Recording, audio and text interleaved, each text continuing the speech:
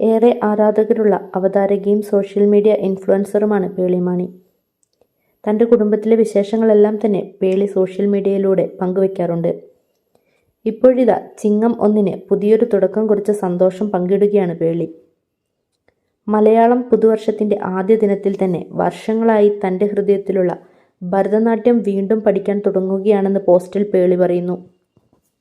ഇന്ന് ചിങ്ങം 1, മലയാളം പുതുവർഷത്തിൻ്റെ ആദ്യ ദിനം.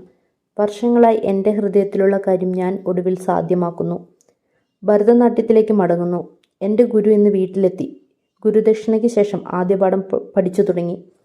എൻ്റെ ഹൃദയം ഒരിക്കലും മറക്കാത്തത് ഓർക്കാൻ എൻ്റെ കാലുകൾ ശ്രമിക്കുന്നത് പോലെ തോന്നി. കുട്ടിക്കാലത്ത് എൻ്റെ ആദ്യ ഗുരു താരാ കല്യാണിൽ നിന്നാണ് ഞാൻ ശാസ്ത്രീയ നൃത്തം പഠിച്ചു തുടങ്ങിയത്. പിന്നീട് തിരക്കുകൾക്കിടയിൽ എനിക്കത് താൽക്കാലികമായി നിർത്തേണ്ടി വന്നു. ഇപ്പോൾ ഒരു അമ്മ എന്ന നിലയിൽ പുതിയ എന്തെങ്കിലും ആരംഭിക്കാൻ വൈകിപ്പോയിട്ടില്ലെന്ന് എൻ്റെ മക്കളെ ഓർമ്മിപ്പിക്കുവാൻ ഞാൻ വീണ്ടും ആഗ്രഹിക്കുന്നു. സന്തോഷം നിറഞ്ഞ പുതിയ തുടക്കമിതാ എന്ന് പറഞ്ഞാണ് പേളി തൻ്റെ സന്തോഷം ആരാധകരുമായി പങ്കുവയ്ക്കുന്നത്. പേളിക്ക് ആശംസകളുമായി നിരവധി പേരാണ് രംഗത്തെത്തിയിരിക്കുന്നത്.